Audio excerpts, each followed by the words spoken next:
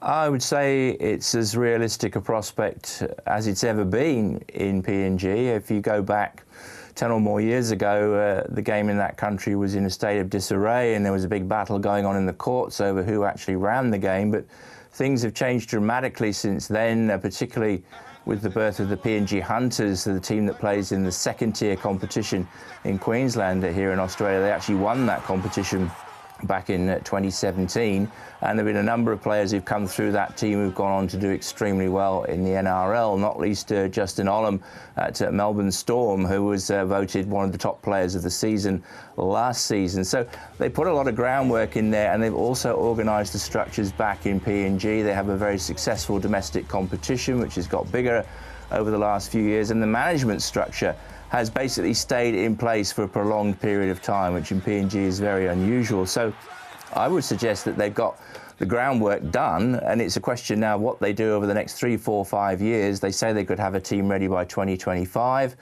but the likelihood is it would be beyond 2027 when the TV rights deal is done before the NRL would consider allowing another team to join the competition, be it PNG or anyone else. Yeah, so where do you think the NRL would stand on this idea? Do you think they'd be open to PNG, or would they be looking at other places first?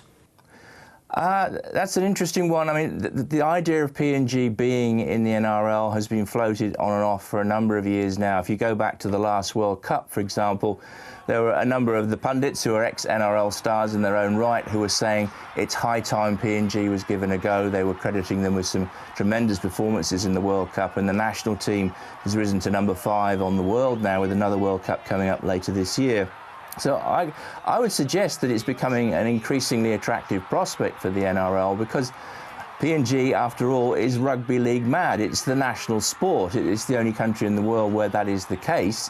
And they absolutely love their rugby league. I mean, I recall on my first visit to Port Moresby, which was back in 2015 for the Pacific Games that were held in the capital that year, you didn't have to go far to find somebody in PNG who was wearing some kind of NRL jumper.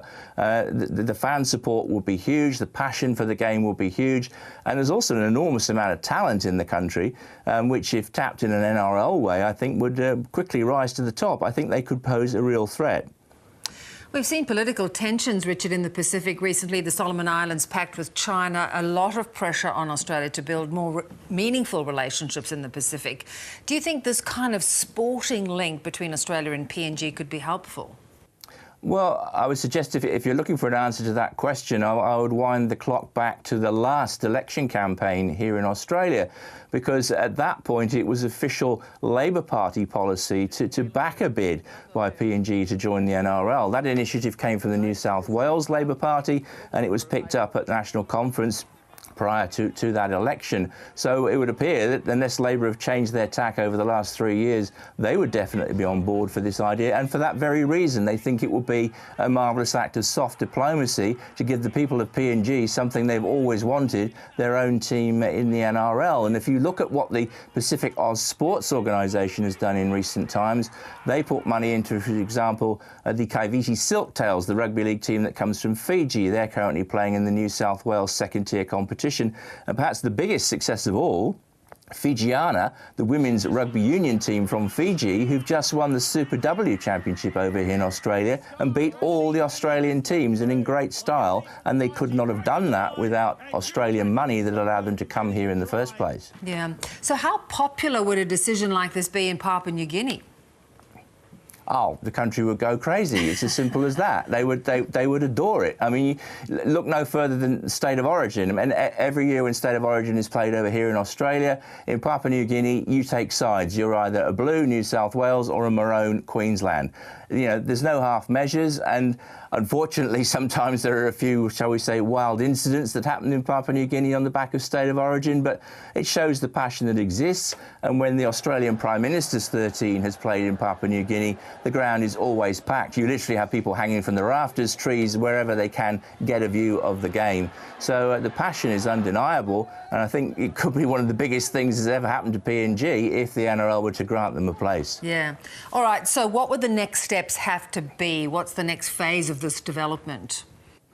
I think the next phase is working out, if you like, what sort of team they would want to be. I mean, would it be a PNG team made up entirely of Papua New Guinean players, or would it be a PNG team in line with the current NRL teams, which would be a mix of players? I mean, around 50% of the players in the NRL at the moment are of Pacific Island heritage, and they are mixed in with the Australian and New Zealand players. So would PNG follow that model, or would they maybe go down a purely Pacific model? It has been suggested that it could be a combined Pacific Island team that eventually is put forward as part of this bid. So there are various options. They have to work out exactly what they want and come up with something concrete to present to the NRL.